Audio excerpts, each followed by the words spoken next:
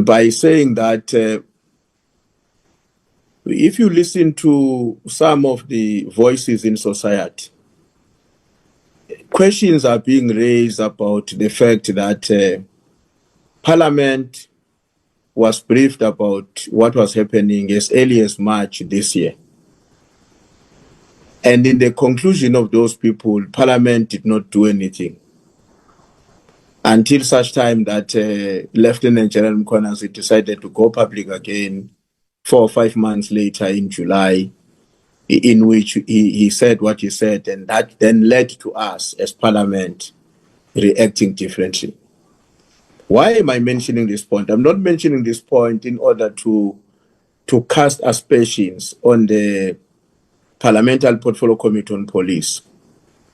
But I'm mentioning this point for all of us to understand that therefore, in the eyes of those people in our society who hold the view that we did not do what we were supposed to do in March, as we begin our work, those within our population who hold that view are yet to be convinced by our own actions whether or not we are worth of anything in terms of being trusted by the people of South Africa.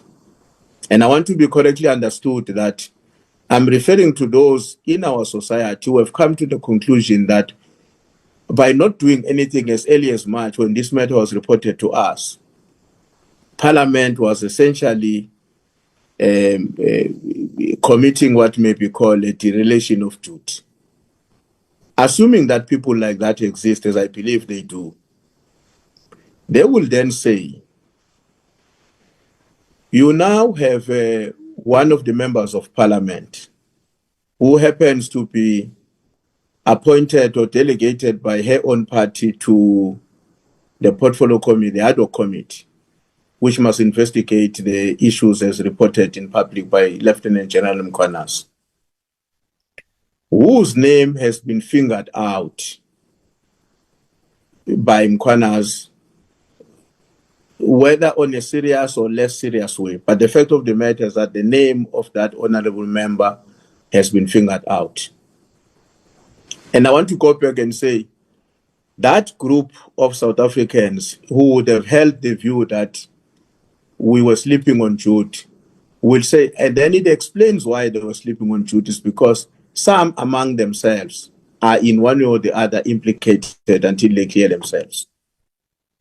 What does that do to us and our legitimacy?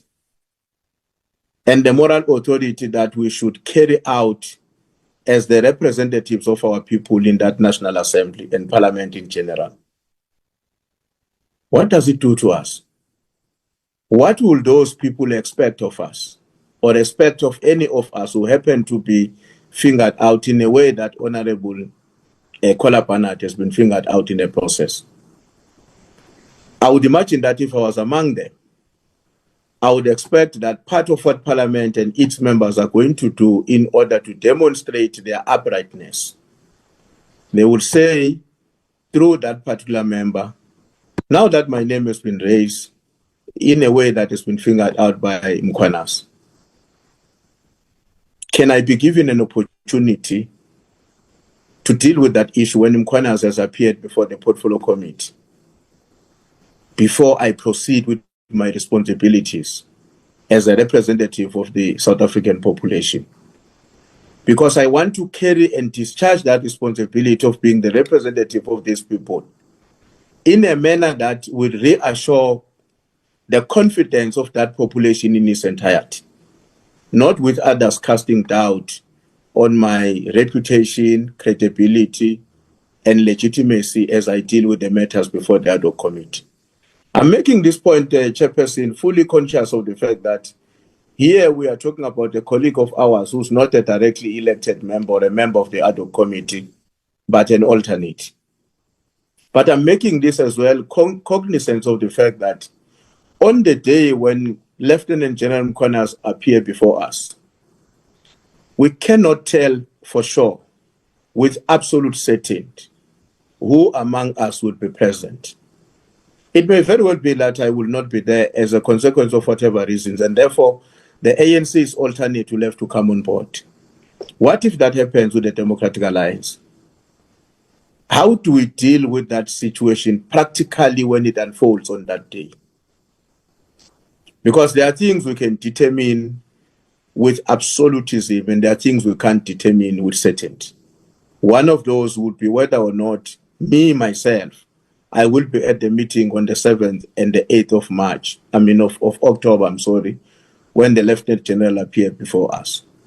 If that were to happen to one of the DA's primary members of this committee and then the alternate comes in, how do we handle that?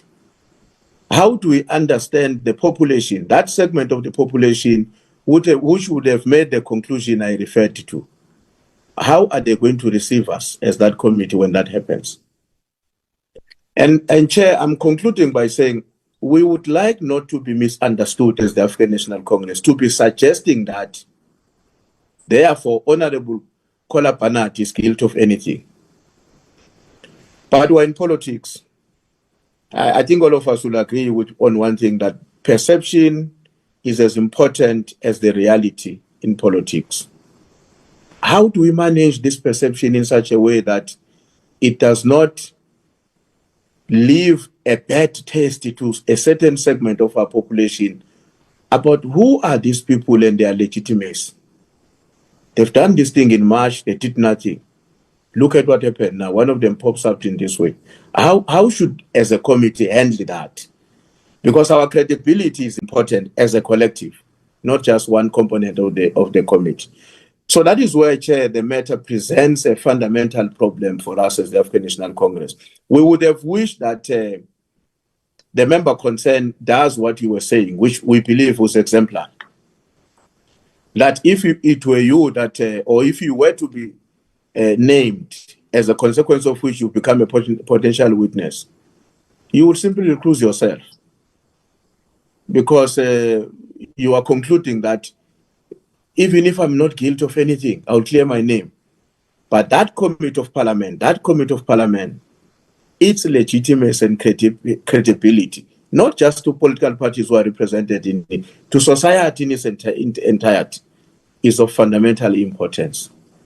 So it is in that context, Chairperson, that we're raising this issue, because we think that the committee must always appear to be morally upright, so that its work and its legitimacy, to avoid part of what the Honorable Julius Malema was saying earlier on, that we don't want this parliament to be seen as people who can't be trusted. I think it starts with us as a committee. People must say, there's nothing we've heard about this person. They are not going to be required to answer on anything, whether legitimate or otherwise. So we can depend on them as the trusted representatives of that parliament to discharge their responsibility before them. That's the contribution we wanted to make, Chair.